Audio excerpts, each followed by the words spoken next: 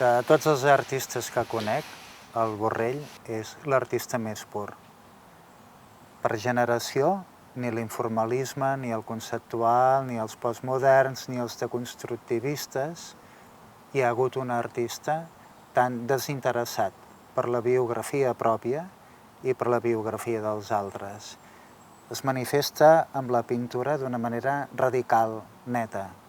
Jo fins i tot diria que com més va pintant, més es va esborrant ell mateix.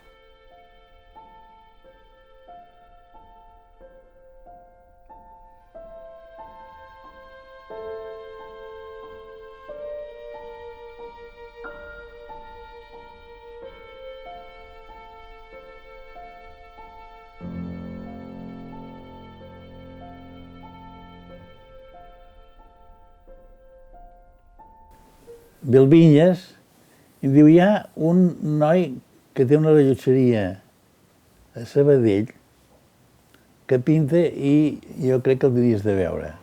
Jo, quan algú em diu, vés a veure un pintor, doncs anava, que és una experiència molt maca, anava a l'estudi d'un pintor i de veure què passava, què és el que ha fet aquest home, i has d'anar-hi doncs, amb moltes precaucions i sobretot doncs,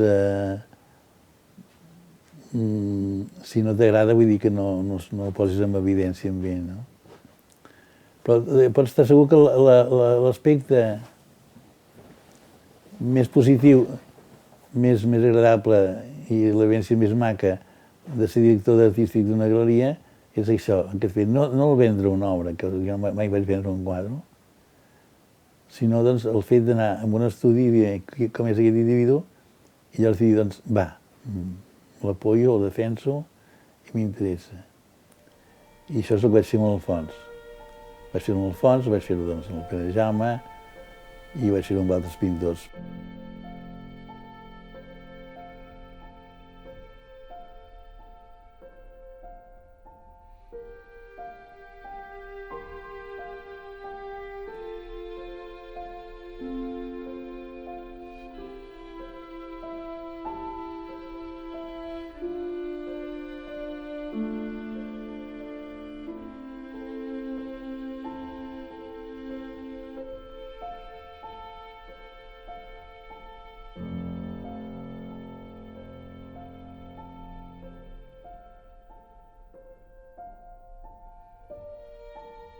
Amb tota la part de cortines de colors del Teatre d'Ambrosa, que ell té, amb tot el Teatre d'Ambrosa està ple d'aquesta cosa, baixa una cortina, surt una cortina verda, en baixa una blava, entra una cortina groga per l'esquerra, baixa una cortina morada de dalt. Ostres, això és literal, amb el fons hi ha una relació estranya amb tots dos.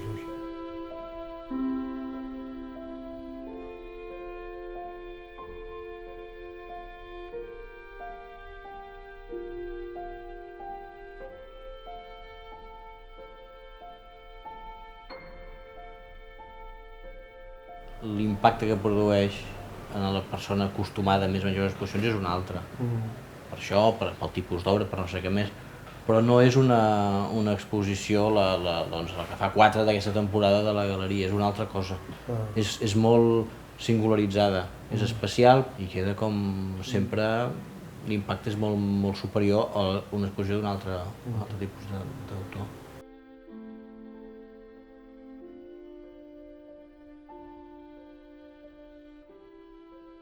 Venien els professors allà i em deien no sé dónde quiere ir usted por este camino, no sé dónde quiere llegar.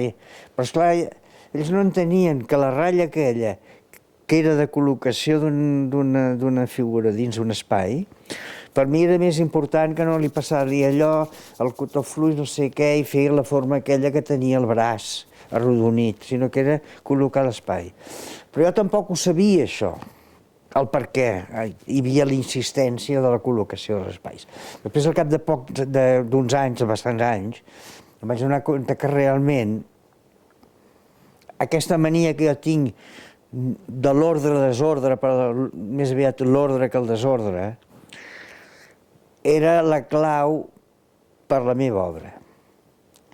Després de fer 2.000 dibuixos que tens allà, o no sé quants n'hi ha, per buscar un llenguatge, em vaig donar compte que aquesta preocupació era sempre col·locar uns signes o uns símbols o unes taques dins un espai.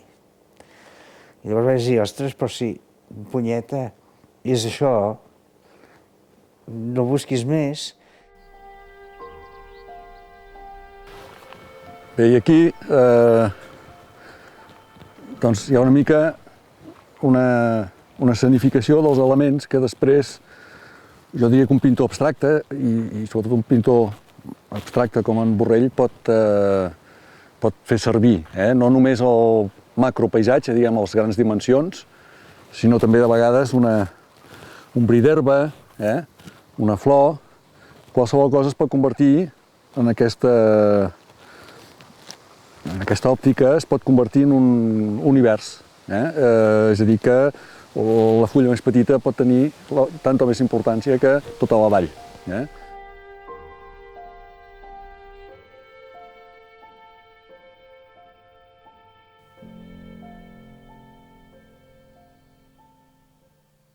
On vas al fons? Què? Cada dia és més alt, Poc igual que sempre. Canalla, menja, va, té, home. Va.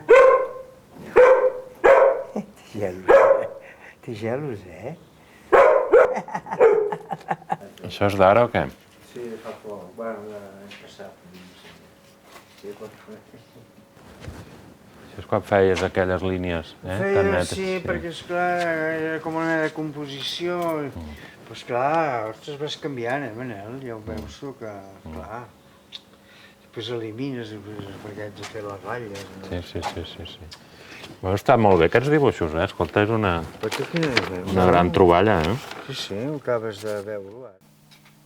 I el respecte, sobretot, que tenia el Brossa per l'obra d'Alfons, tant la pintura com els silencis que deia ell que havia creat en el llibre, respectar-li fins i tot això, els blancs que ell havia proposat. Si tu vols, una obra de l'Alfons Borrell no és que s'assembli amb una obra de Joan Miró, però jo trobo que tant en un cas com en l'altre hi ha un sentit molt especial de la manera de treballar aquests fons. Si en l'obra d'Alfons Borrell com en l'obra de Miró els fons fossin plans, opacs, uniformes, això seria insuportable. No diria res i no tindria cap gràcia. En canvi, hi ha una vibració que veus que realment aquí hi ha vida. Com que no representa res en concret, et deixa la porta oberta cap al que vulguis imaginar o cap al que vulguis pensar. I realment és així mateix, ja dic, no sabria viure sense aquesta obra de l'Alfons aquí al meu davant. Molt bé. Carai, tu. Quin cop de puny els hi fotràs als que s'hi ven allà, Paf! Fantàstic, Fantàstic, Fantàstic, És que és una cosa...